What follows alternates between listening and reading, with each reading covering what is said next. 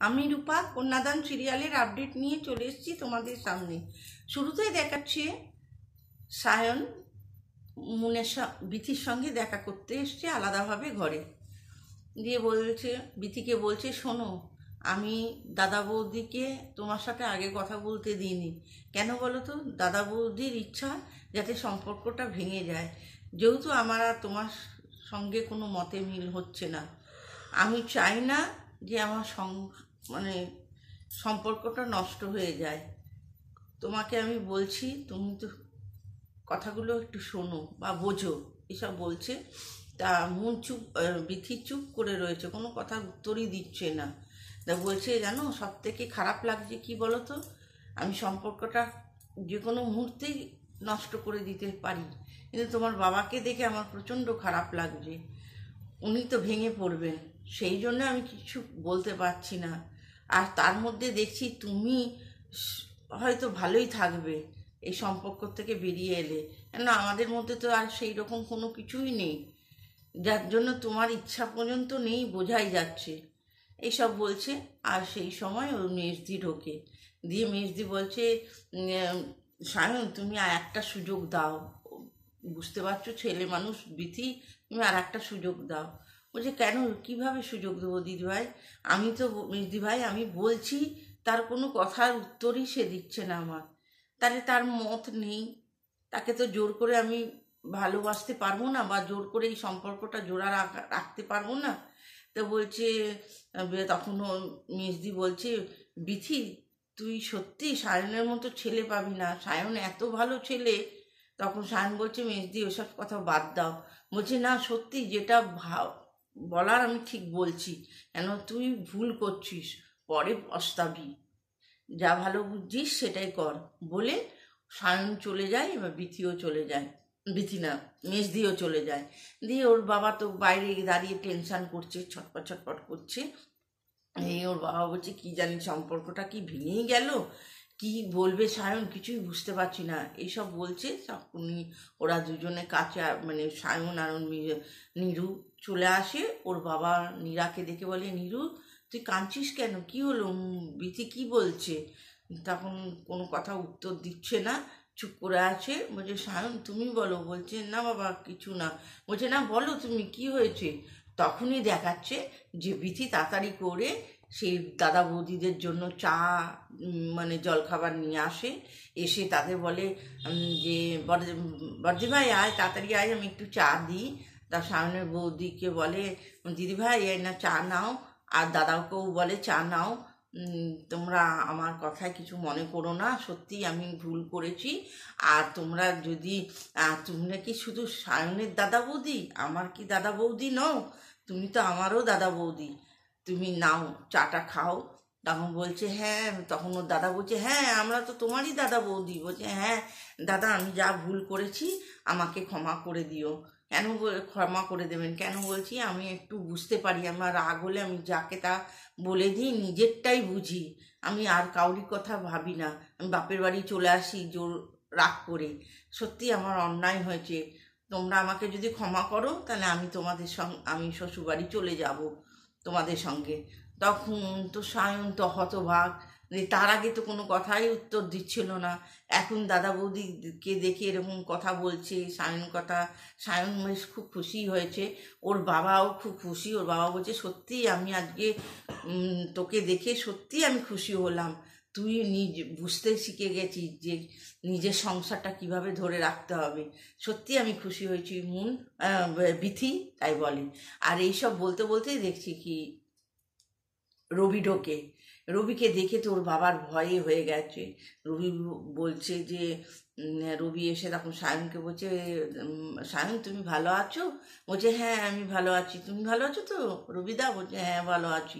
দিয়ে ওর বাবা বলছে, তুমি হঠাৎ, আর মনে মনে ভাবছি এদের সামনে কি বলবো, কিছু তো বলার আমি ভাষাই পাচ্ছি না, এই এখনই একটা কি কথা টথা বলে বসবে তারও নেই ঠিকানা, এসব ভাবছে। তখন সায়ন বলছে, ঠিক আছে। তখন ওর বাবা বলছে, আচ্ছা তাহলে তোমরা বিথিকে নিয়ে যেও, তুমি যেদিনই বলবে সেদিনই আমি পাঠিয়ে দেবো।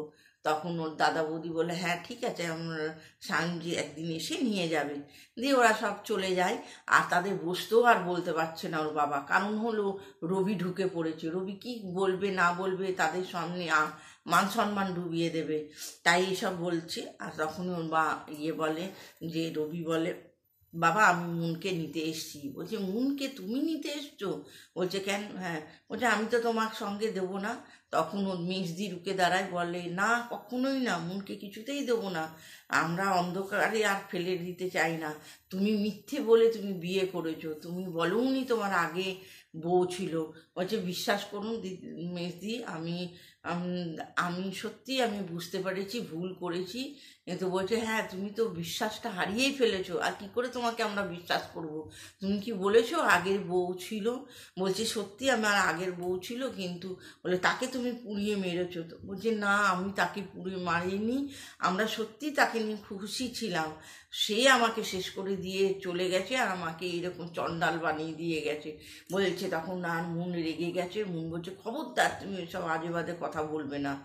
বলছে হ্যাঁ আমার নিবেদিতা খুব ভালো ছিল, নিবেদিতার সাথে আমাদের সম্পর্কটা খুবই ভালো ছিল। মানে বাবাকেও খুব খুশি রাখতো, মাদের আনন্দে ভরিয়ে রাখতো। আমি সত্যি অল্প টাকা মাইনে পেতাম কিন্তু খুব খুশি ছিলাম।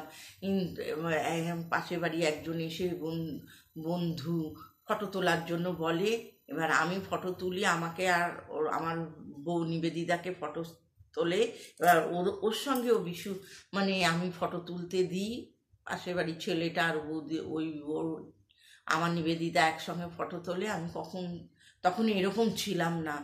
এসব বলছে না আমরা কিছুতেই বিশ্বাস করবো না, যেদিন বুঝবো সেদিন তোমাকে পাঠাবো, এসব বলছে ওর বাবা। আর ওদিকে দেখাচ্ছে শাগনি, ওর দাদা বলছে যে মানে বিশু বলছে এই মা নেই, তুই মা একটা কোথায় গেছে মানে বললো ইন্দ্র বলছে মা মনে হয় কোথাও বেরিয়েছে। বলছে হ্যাঁ পাশের বাড়ি কাকিমার বাড়ি গেছে। বিশু বললো, বলছে দাদা আমি তোর সাথে একটা কথা বলবো। বলছে হ্যাঁ বল। বলে আমি ওই বাড়ি বাপের বাড়ি তোর বাপের বাড়িতে গেছি, তোর ছেলেকে দেখলাম, জানিস তো তোর ছেলে তোর মতোই দেখতে হয়েছে, কিন্তু বৌদি ভালো নেই, বৌদির জন্য খুব মনটা খারাপ করছে, তোর জন্য বৌদি খুব কষ্ট পাচ্ছে। বলছে শোন ওইসব কথা আমি বলবো না, কেন বা খুব অভিমান হয়েছে যে আমার আর তোর মাকে আলাদা করে দেওয়াতেই মার রাগটা বেশি হয়েছে, আমি ওই কথা কিছুই আর বলতে পারবো না।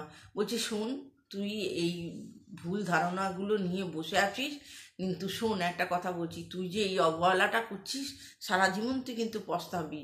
আমি বারবার বলে দিচ্ছি, তুই ভালো আমি মাকে রাজি করাচ্ছি, তুই দাদা তুই নিজের ছেলেকে নিয়ে আসিস, তাই বলছে। তখন বলছে আচ্ছা ঠিক আছে, তুই তাহলে মাকে রাজি করা। বলছে হ্যাঁ ওই দায়িত্বটা আমার হাতে ছেড়ে দে। বলছে যাই হোক তুই এখন কোনো কথা বলিস না, তুই এখন কাজ টাজগুলো কর গে। বলছে হ্যাঁ সবই আমি ঠিক করবো, তোর চিন্তা নেই, কিন্তু তোকে বা মাকে রাজি করালে তোকে বৌদিকে এ বাড়িতে আনতেই হবে। আবার ইন্দ্র নিজের ছেলের কথা বললো বলে সে মনটা বেশ চনমনে হয়েছে, বেশ হাসি খুশি দেখলাম দেখাচ্ছে, যে হাসি খুশিভাবে রয়েছে, মুখটা বেশ হাসি হাসি করে রয়েছে ছেলের কথা শুনে, এসব বলে। আর ওদিকে দেখাচ্ছি মুনের বাবা, মানে মুনের বাবাকে রবি বলছে আমরা নিয়ে যাব। বলছে না কিছুতেই নিয়ে যেতে দেবো না, যেদিন দেখবো সত্যিই তুমি ভালো হয়েছো সেই দিনই আমি তোমাকে নিয়ে যাব, পাঠাবো, এখন আমি আর তোমার মুনকে পাঠাবো না, এইসব বলছে। রবি বলছে, তখন ওর দিদি বর্দি বলে তুমি এখন চলে যাও এখান থেকে, আমরা বলছি তোমাকে কখনোই আমরা বিশ্বাস করতে পারবো না, সেই বিশ্বাসের জায়গাটা ভেঙে গেছে, তোমরা এখন বেরিয়ে যাও ঘর থেকে। তখন ওর বাবা ওকে তাড়িয়ে দেয়। এবার রবি চলে যাচ্ছে, আর ওর বাবা বলছে হ্যাঁ তুমি তো এসেছো ঠিক আছে, কিন্তু অত্যাচারটা কেন মুনের ওপর করেছো সেটা তো আমার জানা হলো না, এটা বলছে। আর আগামী পর্বে দেখাচ্ছে যে মানে বিশু ওর মাকে বলছে যে তুমি তোমার মেয়েকে গর্ভ ধারণ করেছো, মেয়ের জন্ম দিয়েছো, সেটা তোমার মেয়েটা ভালো, আর যখন ছেলেটা আর পরের মেয়েটা যখন একটা ছেলে জন্ম দিয়েছে সেটা তোমার কাছে ভালো নয়, তাই তো? আর ওদিকে শাগনিক বলছে যে হ্যাঁ আপনি তো বৌমাকে তাড়িয়ে ঝগড়া করে বউকে তাড়িয়ে দিয়েছেন, জানি বৌমা শাশুড়ি ঝগড়া হলে 2-4 দিনের মধ্যে আবার মিটে যায়, আর এখন আপনি আমাকে ঘর জামাই হয়েছি বলে আমাকে খোঁটা দিচ্ছেন বারবার, তাহলে তার আমি এখানে থাকবো না, আমি আপনার মেয়েকে এখানে রেখেই আমি চলে যাব, আজই চলে যাব, এটা বলবে। আর মন্দিরা দিবি হাঁ করে তাকিয়ে থাকছে ওর শাগনিকের দিকে, সেটা দেখাবে আগামীকাল। এটা দেখতে গেলে চ্যানেলটাকে সাবস্ক্রাইব করতে হবে, লাইক কমেন্ট শেয়ার অবশ্যই করে করতে হবে।